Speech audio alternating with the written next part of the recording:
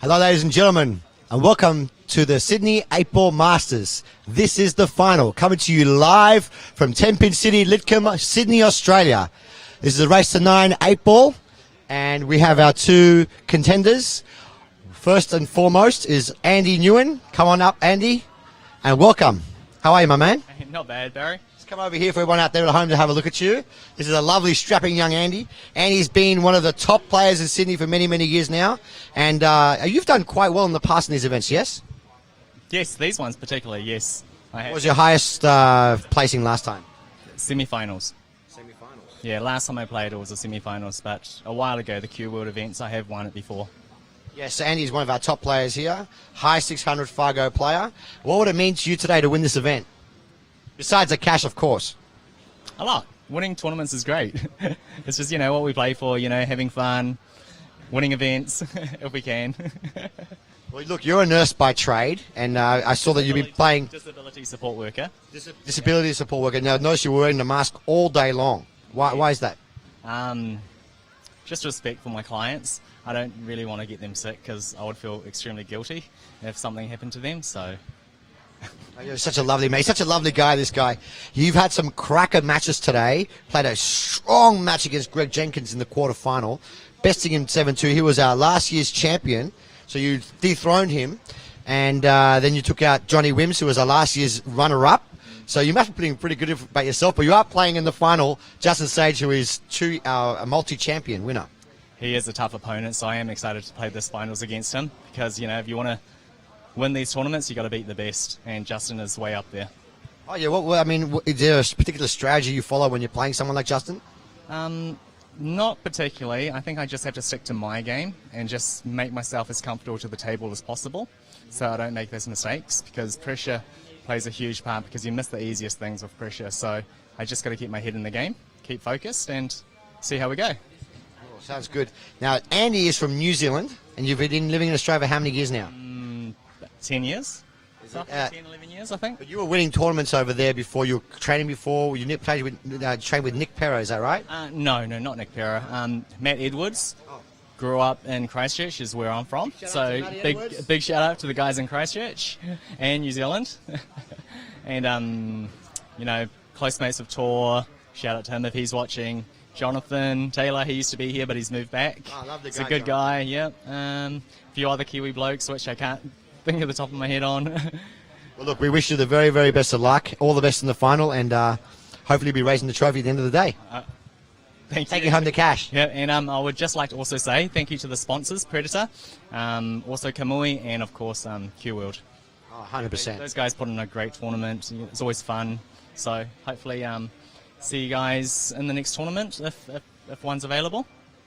Oh, there's a lot more coming. We've got the Sydney 10-Ball Masters and 9-Ball Masters coming up soon. Excellent. Well, we'll see them there. Best of luck, huh? All right. Thanks, Barry. Thanks, mate. And his opponent, of course, is none other than our multi-time winner, Justin, and Australian #1, and Predator sponsor, Justin Sage. Justin Sage, my man. Look at him, big smile. Big smile, the Hollywood smile. How are you, mate? Great, Barry. Good. Thank you. Well, look, you've had a wonderful run this particular tournament. Yep. You only dropped 2 racks the entire tournament until the semi-final. Yeah, it was a tough semi-final. Jamie Walker, very improved player, and he played exceptionally well today. So I had to be at my best and had to do a great run out at the end to get the win. Well, he got the jump on you early, shooting out to 3-0 lead. And then all of a sudden you won 5 on the trot, which was amazing. Yep. And then he came back, pulled it to 5 apiece and 6 apiece. It was all breaking runs. It was amazing to watch. And then you finished it off with a timely break. What was going through your mind that last rack? Just get an opportunity. In the last 2 frames, I was just asking for one opportunity, and it wasn't the easiest opportunity. And the first ball was the tough one in the final rack. So I just wanted an opportunity, and I thought if I could get a chance, I could take it. I have to say it was really ballsy of you to shoot that first opening ball. The 11 ball was a long-range shot, very easily missed, and you shot a lot of bottle. Yeah, I just I thought it's better to play the right shot than the low percentage. Play the little balls and try and knock the 6 out, I think it was. But I thought play the right shot and just commit to it, and if I miss, so be it. So you got to play the right shot, I think. It worked out the right for you. Now, you're the only player in Australia that's sponsored by CueWorld and by Predator. Predator came on board about a year ago for you. How have they helped you? Yeah, they've been unbelievable, especially in these tough times. I get a set of cues every year: break, jump, playing cue. It's just a burden that you don't have to worry about, and they're great products. I've always loved the Predator cues, and I've used them ever since I've played American 8-ball. So thanks to Predator and CueWorld and Stuart for organising the sponsorship. He's helped me a great deal, so I'm very thankful, and hopefully I can repay him very shortly and do well in some big tournaments. Stuart Rogers, the man over there, he's got some big things lined up with APA, Australian Pool Players Association, this year, and offering the overseas spots. But back to you again. You were the champion. You won this at the very open. You won the inaugural event. You didn't win it last year. You lost in the final last year. What would it mean to you to take this down today? Yeah, well, we haven't had many big events in the last probably 12 months, and yeah, it'd just be a great honour to win this tournament again. And yeah, but I know Andy's a great player as well, so both are going to have to be on our games, and it could come down to the break. Well, it's going to be very entertaining no matter what happens. I wish you the very best of luck. Is there anybody else that you want to say hello to before we go? Yeah, family. I think Mum and Dad is always watching, so hello. He's been online all afternoon. Yeah, and yeah, any of my supporters and fans. So thanks for watching, and I hope we can put a good match on. Well, look, I wish you the very best of luck. Thanks, Barry. And lag for the first break, ladies and gentlemen. And in the commentary booth, we've got a little surprise for you. We've got someone extra special, a world champion, Darren Appleton, will be joining us today. So I hope you enjoy the match. Let's get it on. Thank you very much there, Barry. Barry introducing us to both players, both great players. We're going to have such a good game ahead of us today. You know, we have been gone for so long, guys. COVID did close us down for quite a while, but we are back, and it's so good to be back. My name is Jamie, the Chef Williams, and Barry's here, like always. We've got a great game ahead of us, Barry. What do you say?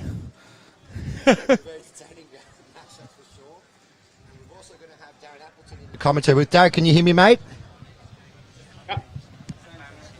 It's wonderful to hear your voice again, buddy. It's very good to hear yours. We're all still alive. Yeah, COVID changed everything for us. The last time I saw you was in Las Vegas. We're having beers, and then all of a sudden the entire hotel was evacuated.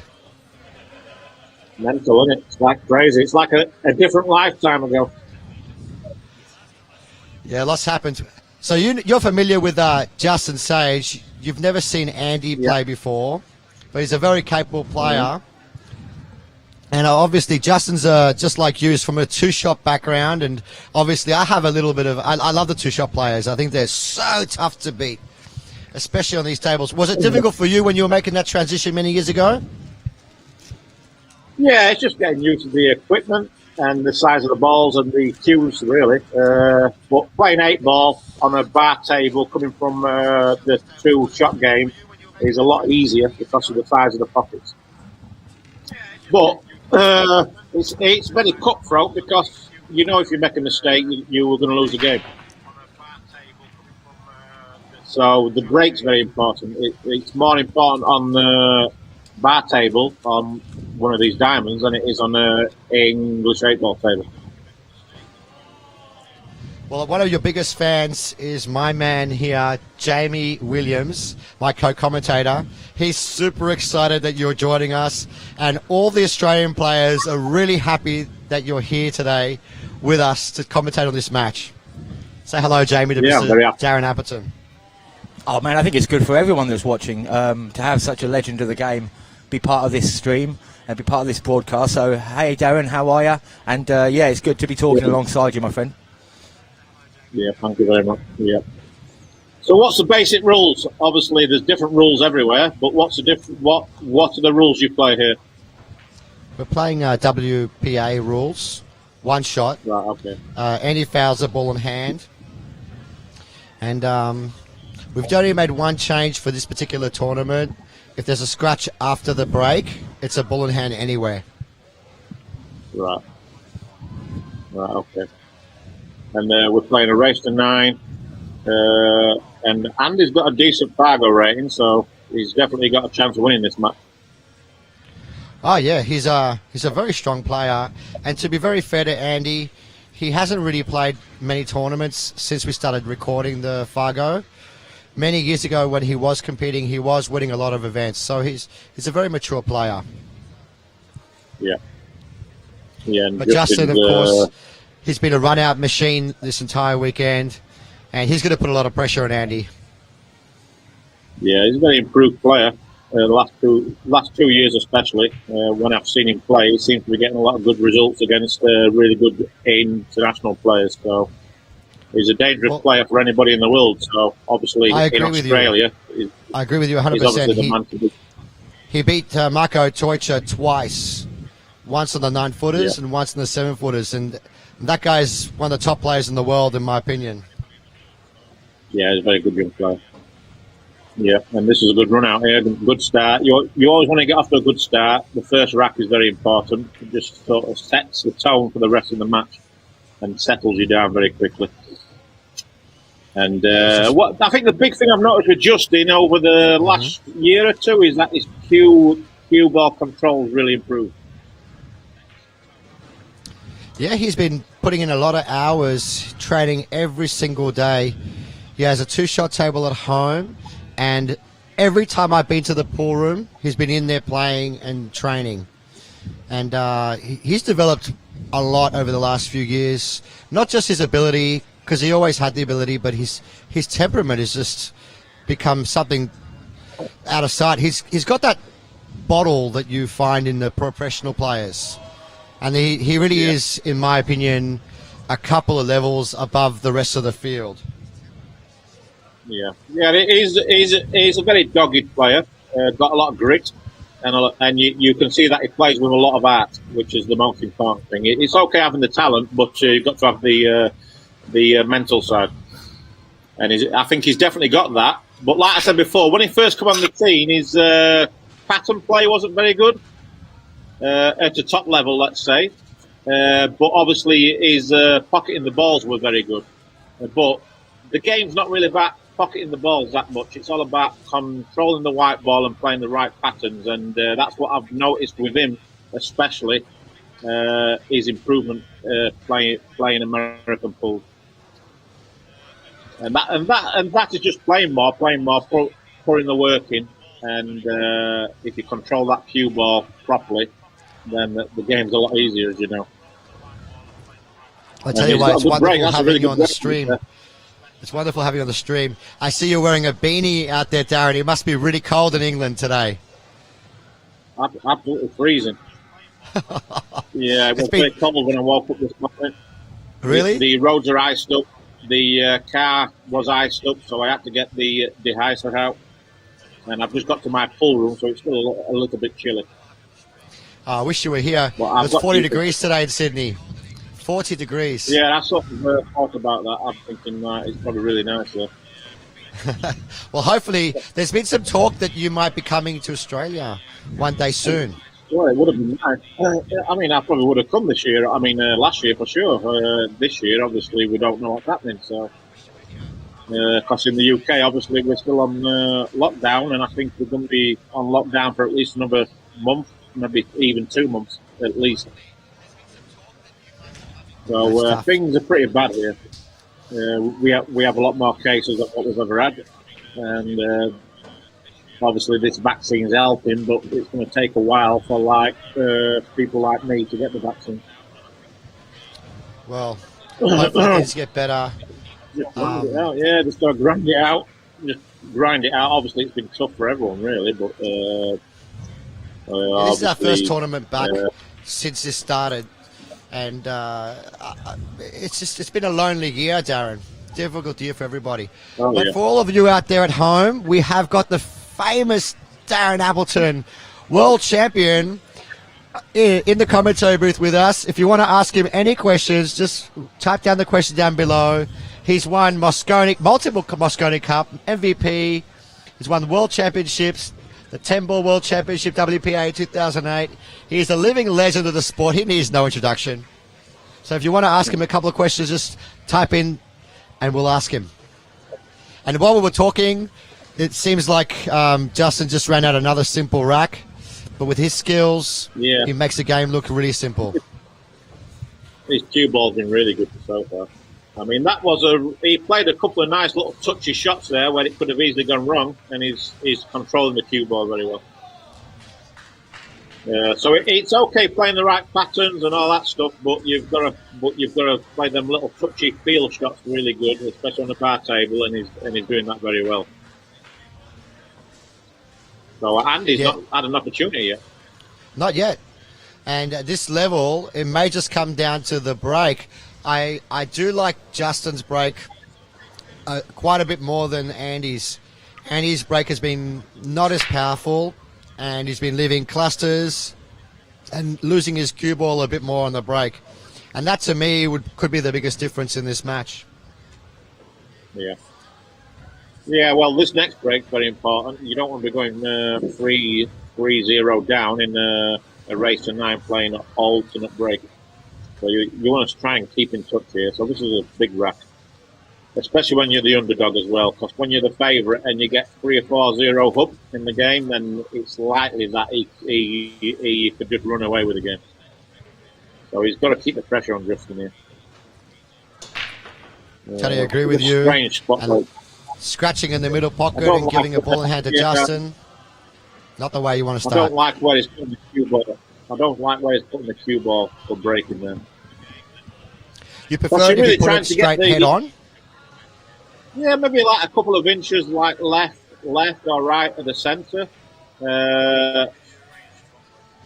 And because you want to try and make the second balls down into the side pocket. And when he's going that further left with the cue ball, his chances of making them balls are a lot slimmer. And that time he just lost the cue ball slightly and scratched. So he might be best just taking a little bit of power off the break also. Which balls do you like here, the smalls or the stripes, Darren? Well, first glance is solids because the purple stripe doesn't pass the free ball. And the 10 and the 14 is a little bit tricky. So solids are looking really good. I mean, if you look at solids here, he's got ball in hand. They'll probably take the 2 ball first just to clear that little cluster where, yeah, even if he takes the 1 ball first, it's fine. So that just opens the game up straight away.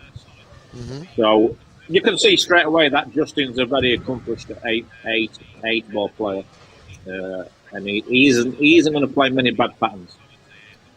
And the thing with 8 ball, the big thing with 8 ball is that you need to get rid of your problem balls as soon as possible, and he's done that straight away.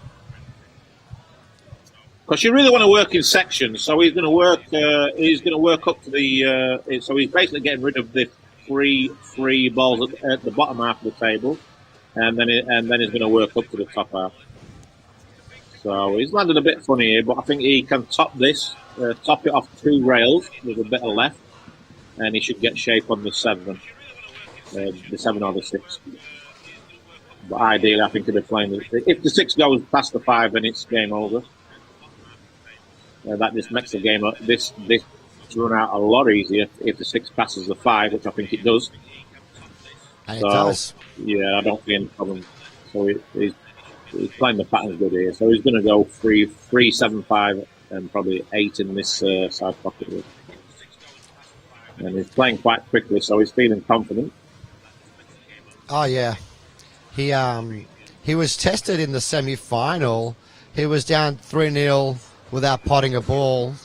And I noticed he slowed down a little bit, grounded out, and it became 6 apiece, and he broke around in the decider. But you're 100% right. He's beaten Andy the last 3 or 4 times he's played him, so I'm sure he's feeling very comfortable about being in this situation. Yeah. When you get off to a great start like he has, it's going to be very tough to peg back, especially when you're the favourite as well. And Andy needs to sort his break out big time. And you can see that Justin's meaning business here. And who did he play in the semi-finals? Justin went double hill against another Kiwi player, a New Zealand player called Jamie Walker. Very good player. He's another one of those up-and-coming players that really gave it to Justin. It was just a run-out match. Very good quality match to see. Right. And what about you and Stuart? You did no good? I don't know about Stuart, but I lost to John Wims. And the set that John Wims had against me was sensational. I lost 7-4, and it was just all breaking runs. I missed one ball during the match. It cost me. Yeah, But I'm not nowhere near the caliber of Justin, though. Well, I've seen you play. You're not as bad as what you look. Thanks, mate. You hear that, Jamie? I'm only joking. I'm not as bad as I thought I am. Compliment. Jamie Walker's a little bit starstruck. He really Williams. does. He's been looking forward to talking to you all day, Darren. Just Tell him what's keep happening with the talking. equipment, Okay, sorry? You can hear him, yes? Oh, you can't hear him talk? Oh, my apologies. Jamie can't hear you speaking. So I'm just going to pass the speakers to Jamie because he's got a couple of questions for you. Yeah.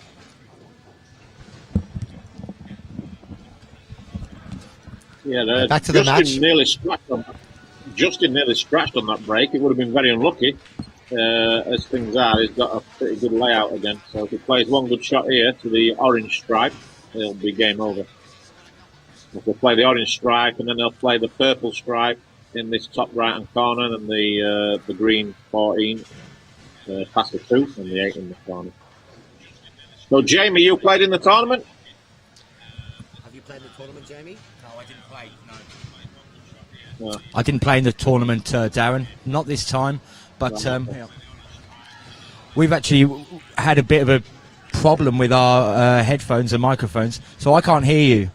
But and there's a lag on this.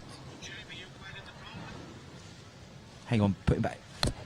Yeah, I can sort of hear that lag. No, Jamie didn't play in the tournament, but he can't actually hear you, Darren. So it's just me and you, buddy. And it looks like Justin's about to go up 4-0. Yeah, he's playing the patterns perfect. Nearly scratched on that last break, but it would have been very unlucky to scratch. The cue ball got kicked. Yeah, he doesn't look like missing or making a mistake, really. So you should have seen his quarter-final match. He won 7-0 in about 19 minutes. Did 4 breaking runs, and his opponent didn't pot a ball off the break, and he ran out every time. Just textbook. Yeah. Yeah, that's good. So I was, Darren, I was looking at videos, and I'm making a funny video for my YouTube channel about crazy celebrations. You know, when pool players win tournaments and they go crazy. And I have to admit, yours is the funniest. When you won the World Championship and you jumped on the table and you were just stomping on the table. I find it hilarious. What was going through your mind? Been a few. I've probably got the craziest celebrations. Well, when you look back, it's embarrassing to watch when you watch it back. But when it actually you're doing it, you don't even realise you're doing it. It's like an out of body experience. But that particular game, obviously, I was up 12-6, and my opponent come back to 12-12. It's a World 9-ball final, and it's maybe you might not get another opportunity to win it. So the pressure was crazy. No doubt. It was a massive moment. If I'd have won like 13-6, 13-7, then my celebrations would have been a lot more muted. But because of the way I won the game, I had a lot of frustration and a lot of relief, let's say. More like relief and just frustration at myself for putting myself under that sort of pressure. But yeah, when I watch it back, I sort of like I have to close my eyes a little bit when I watch it back. But what about when you? It's like the Moscone Cup. It's like the Moscone Cup. It's like an out-of-body experience. You don't know what you're doing. I was just about to mention that. There's one of your celebrations. You like slam your cue straight on the floor. It was just so good to see. I broke that shaft as well, but I played better with a spare shaft, so it sort of was a blessing, really. Yeah, it was crazy. I mean, when I won the World Games and I did like a backflip, just like crazy, really. I mean, you see some players who never show any emotion, but when you watch them in the Moscone Cup, they just go crazy and they don't really know they're doing it. Yeah, because in the sport, you spent so many years training, you're living a dream, and then you achieve your dream, and then you just let all your emotions out at that moment. Yeah. Yeah, and it's a very cutthroat game. I think pool, especially, is the toughest game stroke sport in the world because it's so cutthroat. There's not a lot of money in the game, and you can play great and lose. Where there isn't many sports where you can play better than your opponent and still lose. That's a very interesting Because point. well, I mean, I've played loads of matches where I've played better than my opponent and lost because I might have got unlucky with a break, or my opponent missed a couple of balls and he gets lucky with the layout. Let's say after his miss, and it happens a lot. I've won a lot of tournaments playing my B game, but I haven't won that many big events playing my absolute best. You know what I mean? So pool is a very strange sport. So you've got to be mentally very strong, and that was a terrible miss there from Andy. He just tried pinching the pocket there. Yeah, he tried pinching the pocket, and it's such an important frame to get himself off the mark. Yeah, I and he's kind of done all feel the for him work right now. Yeah, and when you're losing as well, you can't afford any mistakes, and when you make an easy mistake like that, it's going to hurt even more. And it's a big game because when you go like, I always say, if you're playing a race to 9 and you're the first guy to get to 5, you feel very confident about your chances of winning. Even if it's close, like 5-4, 5-3, you want to get to sort of past halfway first. Yeah, pools are very, very tough. I think the toughest sport in the world mentally. Well, you would know because you are a world champion. And you're the only world champion that we've had. I mean, obviously, Sorry? I've played a lot of other sports. I've played snooker to a decent level, played soccer to a decent level, boxing. So pool's just a very, very tough mental sport, let's say. It's not the toughest game to play, but it's a very tough game mentally. And just because like you said, you could play really good, and because of a break or even just the balls aren't breaking well for you, you can lose but play better than your opponent. Yeah, like you say, I mean, you can hit the perfect break and get kicked off, or you might not make a ball. Or you might have a really tough layout where your opponent might break, the ball's bad, but you get lucky and the layout's very easy. So anything can happen in these short races at top level, especially, but at any level, really. Well, right now, I just like to see Andy get his first game on the board because this is looking very one-sided. Yeah, when you like the underdog as well, when you're the underdog, it's very important to get off to a good start. And Andy obviously didn't do much wrong to be 4-0. He just come dry on one break, and he scrapped on the other break, and that's the difference. I mean, that's all it takes. Like Andy might have been feeling great coming into the final, and he finds himself like losing 5-0, and he hasn't done much wrong. So, what do you say to yourself, Darren? But it's like, if you're playing someone of Justin's caliber, you've got to be at the traps very quickly. You know that you can't afford to come up dry on the break, and you've got to keep the pressure on. You've got to keep the pressure on the favourite because the favourite's under more pressure than the underdog.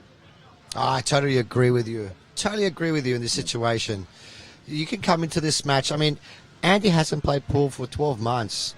You can come into this just kind of freewheeling, if you will, and just enjoying yourself. He's not really expected to win.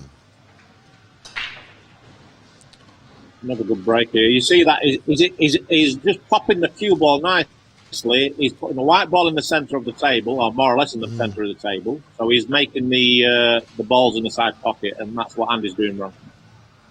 Yeah, he's making those two balls behind the head ball into the middle. Yeah. And getting a shot after the break. Well, look at the layout this time, though. The layout's a little bit more tricky because I don't know if the 6 ball passes the 9 ball. If it doesn't pass the 9 ball, then he'll have to play the 6 in the side pocket, the right-hand side pocket as we look on the screen. But it isn't terrible because he can use he's going to take solids here. So he's going to play the solids to bump into that orange, and then he's going to play the 4-ball now, and he really wants to get somewhere around where the 9-ball is. If he can get the cue ball where the 9-ball is, he's pretty much got a great chance to run out. Of course, then he'll play the 2-ball and come round the back of the maybe come round the back of the 9 and get shape on the sticks for the top. But I do think the 6 pass. Oh, he passes a 9-ball. That makes a big difference. Oh, that makes So it this not game, easier. and he looks like it. You just roll he forward looks and like get down to the 2. Yeah, he might have a Darren, slight angle though. So You've been behind in many matches in the past. What do you say yourself to motivate yourself to get yourself in that zone to compete? And you've come back and won. Yeah, just got to. Oh yeah, I mean I've won some crazy matches. It's just like taking one rack at a time or one ball at a time. That's the old cliche, really, but it's true. Yeah, he had a slight angle there, but got a little bit fortunate. He might have played that piece. So yeah, it's just, you've just got to wait for your opportunity and maybe take a timeout just to break up the play. Like Andy, really, he probably should be thinking about taking a timeout just to try and change the pattern of the match. It's like at any sport where at half time or the interval, just coming back fresh can make a big difference. Where if you're still in that bubble and things aren't going your way and your opponent's sort of like Justin is flying, then it's difficult to stop. Sometimes just like getting your opponent cold, like just give them a 10 or 15 minutes, whatever it is, or five minutes just to cool down, and then maybe just break up the pattern of the play. But yeah, sometimes you just can't do anything about it. And in this situation here, I mean, Justin's broken run his 3 racks, and he's broken and he's punished 2 of Andy's breaks. So Andy's only really had 1 opportunity in this match, so the score could realistically be 5-1. So, but this is pull. I mean, it can happen. It's happened to me. It's happened to everyone. So, yeah, you've just got to just take 1 ball at a time here. I like that. Just 1 ball at a time. I think now with Andy's probably thinking now. I just don't want to get beat 9-0. Yeah, So why he is just wants that? to try and make it respectable. A lot of players feel like that. Well, they because worry about being beat 9-0. Well, not me, but it's more of a case like, because your friends will be asking you like, how did you get on in the final? And then the last thing you want to do is tell them you got beat 9-0. Well, So it's more like a little bit of pride, really. yeah, Andy took out last year's winner, last year's champion, Greg Jenkins. He beat him 7 frames to 2. He also beat John Wims, who's come runner-up twice in this event. And so he's taken out 2 of the hot favourites. And he's had a difficult draw, to be honest. He's been battling tough players all day. And to be fair to Andy, the bottom half of the draw was a lot harder than the top half, if you will. He's had to play big match after big match after big match to get to the final. And now that he's there, he's going to try and make the best of it. Yeah, I mean, obviously he's a very, very, very good player. So I'm looking forward to seeing him play right now. This is the first time I've really had a good look at him, where he's got. But also, what happens when you're getting beat, you seem to have tougher runouts as well. The balls come out a little bit tougher. It's just weird how the game punishes you. And I if you thought look it was at just me that thought like that, but I agree with you. I agree with you 100%. Trust me, it happens all the time. It happens to me all the time. I'm probably like the most unluckiest player in the world.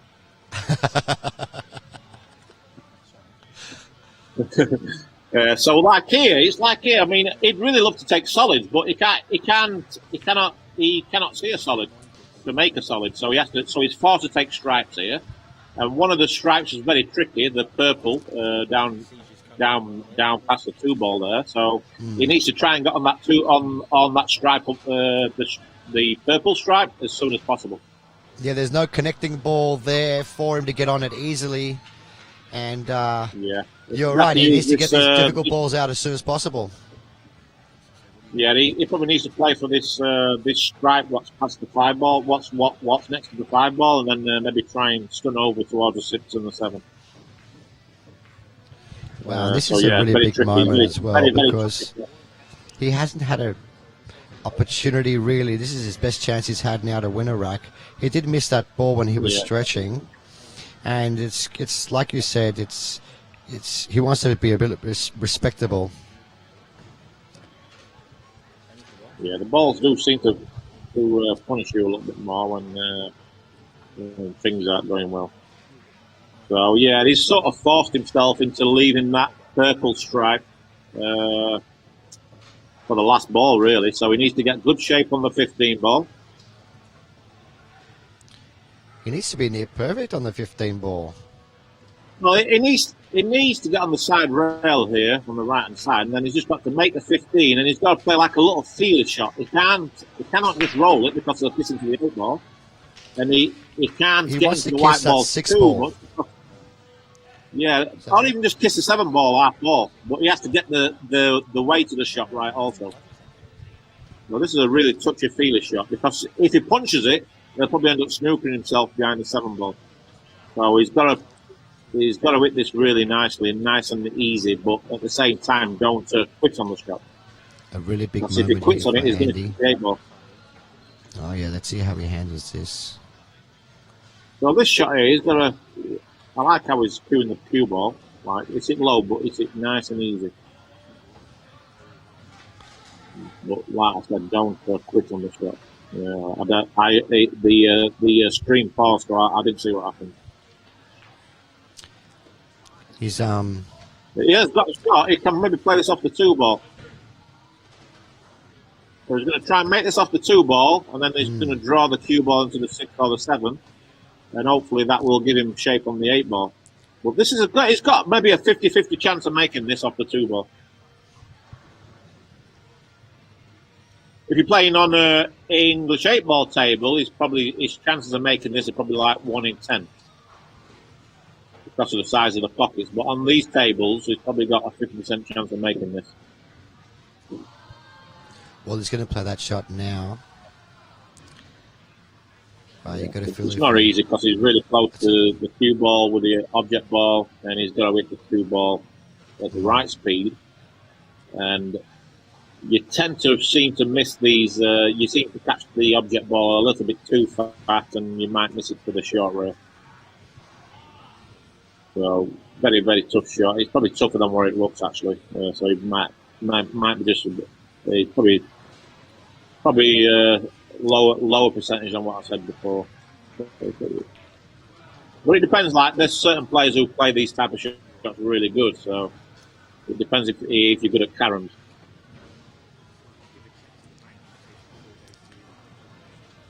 So he's nominated the. Oh, he's thinking about He's kicking going the to ball kick now. at it. Yeah, I don't like this shot, but he's at the table. He sees things better than us. So yeah, this is like maybe a 2 in 10. 2 in 10 chance of making it, I'd say. If you're playing, if you play call shot, right? Yeah, it's core shot. He's made it. Yeah. Wow. Has he made it? Everyone's clapping. Awesome. What a shot that is. That's a shot of the match so far. And to make a shot like that under so much pressure, and now Justin's taking a timeout. We're going to run an ad. Just going to run a quick ad, Darren, and be back in about 30 seconds. Okay.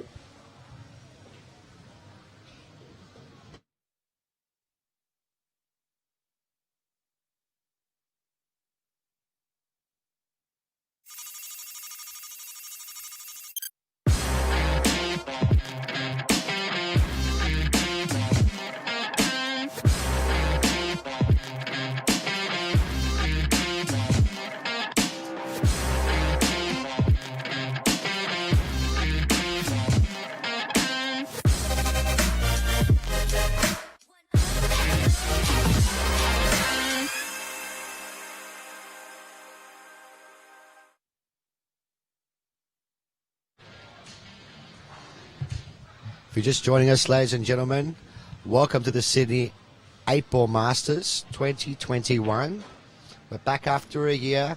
Yes, CueWorld Events is back after a year. I'm joined in the commentary booth by none other than the world champion and really great guy, Darren Appleton. How you going, mate? Bazza. Yeah, I'm doing good. Greg Jenkins said to say hello, so I say hello back, and he asked me when I'm playing my next tournament, and the answer is I've got no idea. I'm not seeing any light at the end of the tunnel right now, so I think we're looking at least till the minimum summer. I'd probably say late summer before we play a proper international tournament.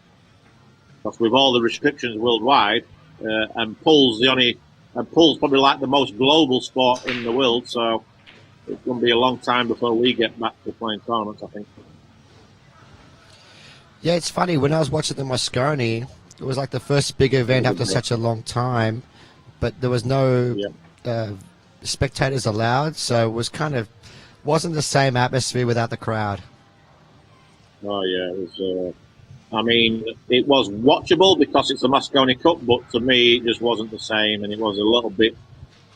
It was an hard watch, to be honest. I found it really difficult to watch because the Moscone Cup's just not the same without a crowd.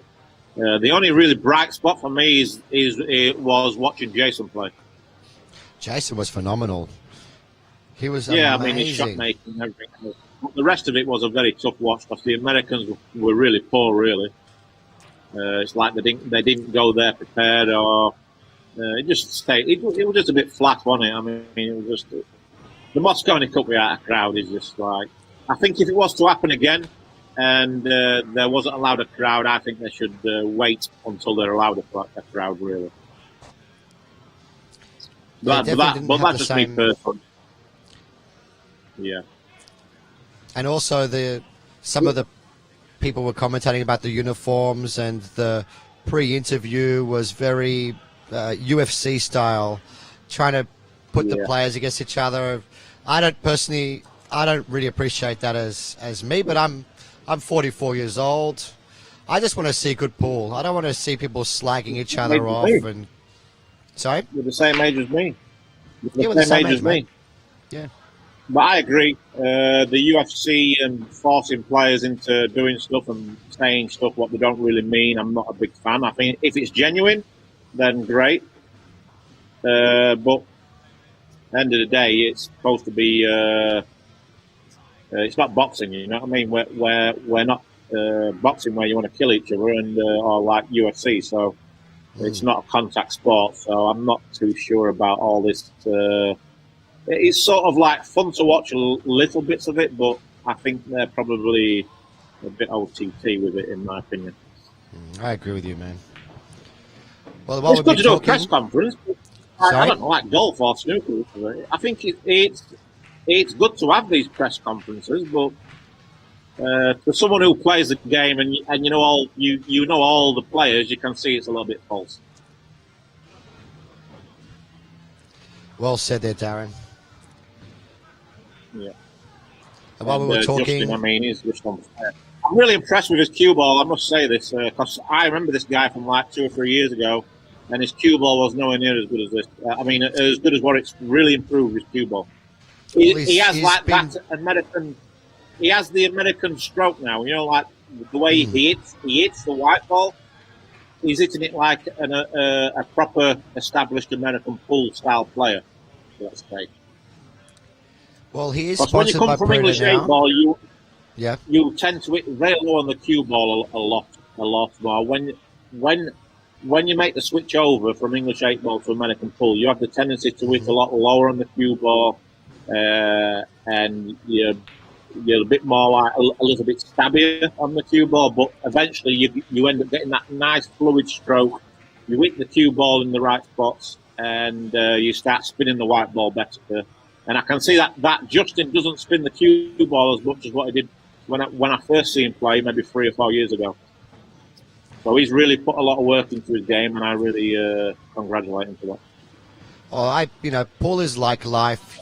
You get out of it what you put in, and Justin's really devoted his entire life to it. He's been playing this sport since the age of 8 years old.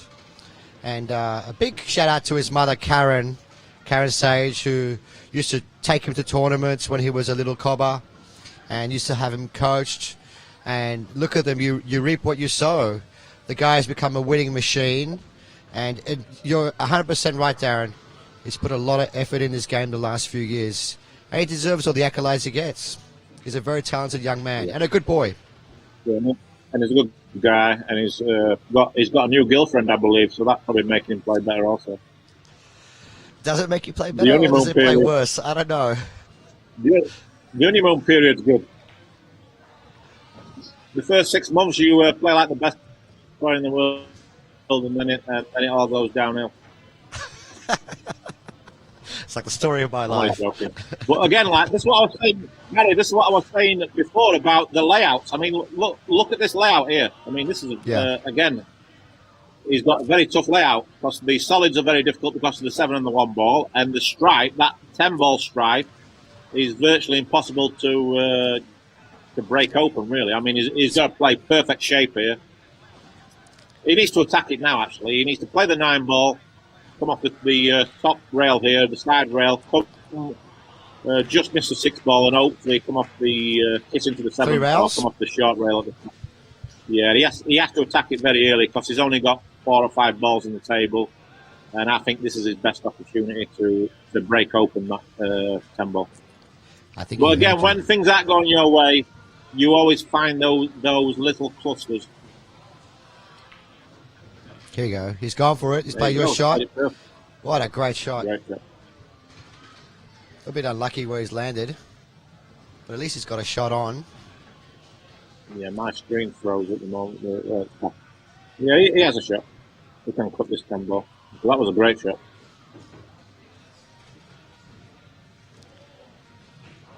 Well, there's definitely no quitting Andy. Andy's won numerous events over the years, and he's got 2 kids now. He works full time. He's not playing any pool anymore.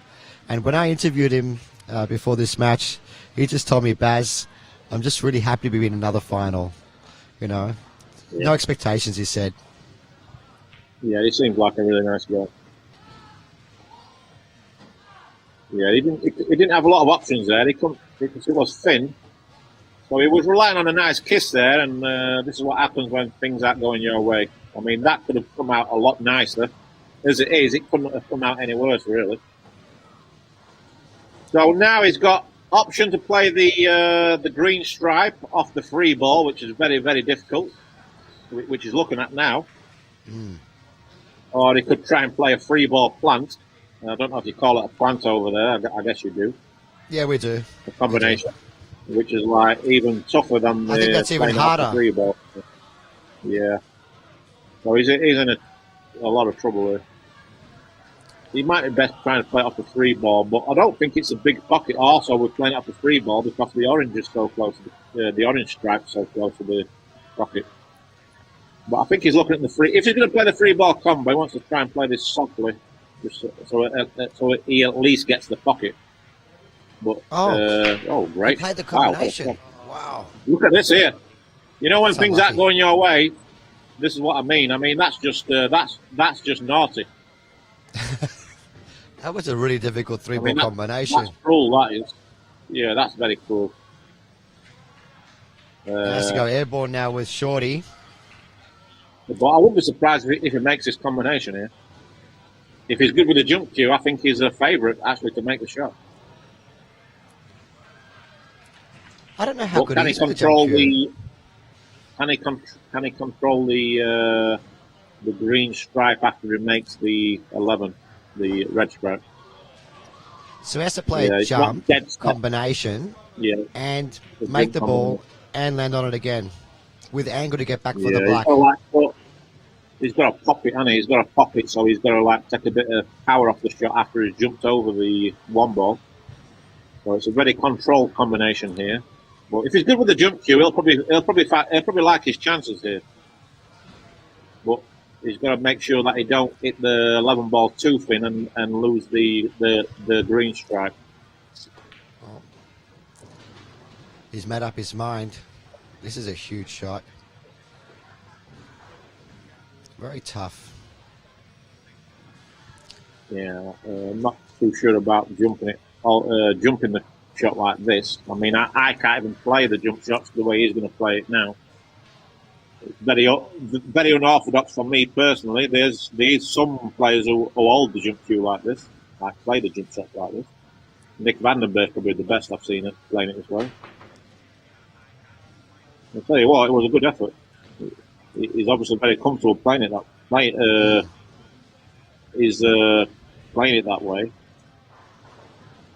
So he's basically holding the cue like a dart there, which is very different to the normal way.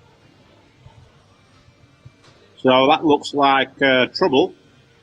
And we're 7-1 here, so he's got this rack here to get on the hill, I believe. And it's his break next as well. Yeah, I think that was Andy's last opportunity, really. Because you always feel like you've got a chance while your opponent's 1 away from getting on the hill.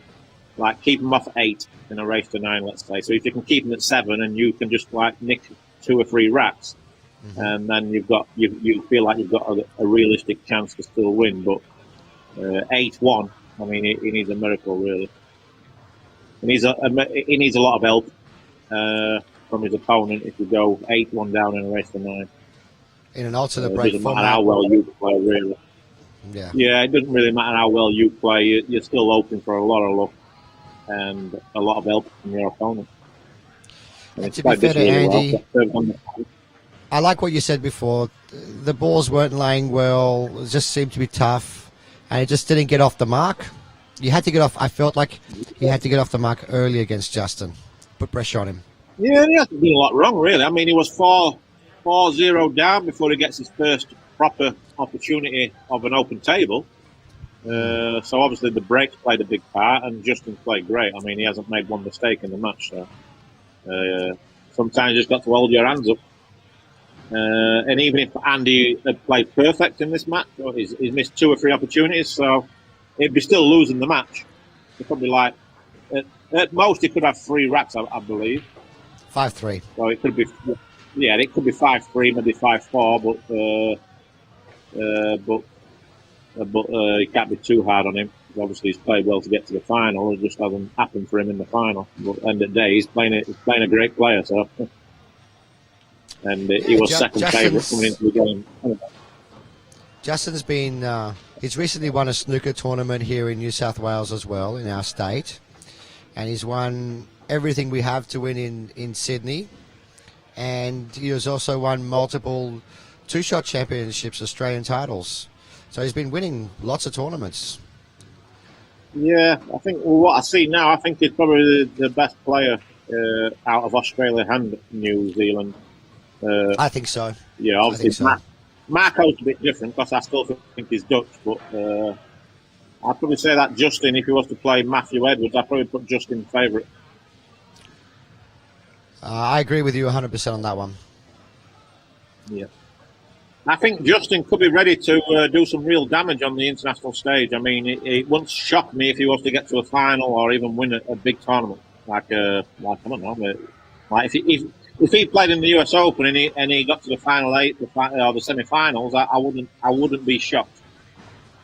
Well, that's the thing, isn't it, Darren? Our boys have to travel 24 hours to go somewhere. They get 1 ticket a year, and it's their big chance to compete. They're not out there rubbing shoulders with the best week in, week out to really hone their skills. And it's a shame because like this kid's got a lot of potential. I think if Justin lived in America, for example, I think he'd do some real damage. I think he's probably the best player I've seen out of Australia. Yeah, I think he's the best player. I think probably the best player I've ever seen out of Australia, I would say. And I've seen a lot of players. I've seen a lot of players from Australia playing both games over the years. I think Justin's the best I've ever seen. Well, it's really nice that you say that. He's going to be chuffed when he watches the video and he hears these kind words. And they couldn't have come at a better time because he's about to break and run to finish this match off. Yeah, and he's a very humble guy as well. Obviously, you can see that he doesn't lack confidence, but he isn't cocky with it. You know what I mean? Or he doesn't appear that way anyway. Thanks for coming on and doing this with us today, Darren. I hope there's many more tournaments where you're commentating with us, and I'm looking forward to seeing you in Australia soon, buddy. Yeah, no problem, mate. What a great performance from Justin. Unlucky to Andy, but still a great tournament. But sometimes you just Well got to done. hold your hands up and just put on a clinic. Well done to Justin. And thank you to our sponsors. Thank you to CueWorld, Predator, Kamui, and another big thank you, Dazza. Wonderful having you here. Yeah, cheers, mate. So, yeah, well done with the tournament, and I'll see you all down the road. And congratulations to Justin and for all you guys for putting this tournament together. Thanks a lot, mate. Catch you soon, huh? Yeah, see you later, mate. Bye. See you, mate. Bye-bye. See you all later. Thanks for watching, guys. We'll see you all at our next tournament in March. Bye for now.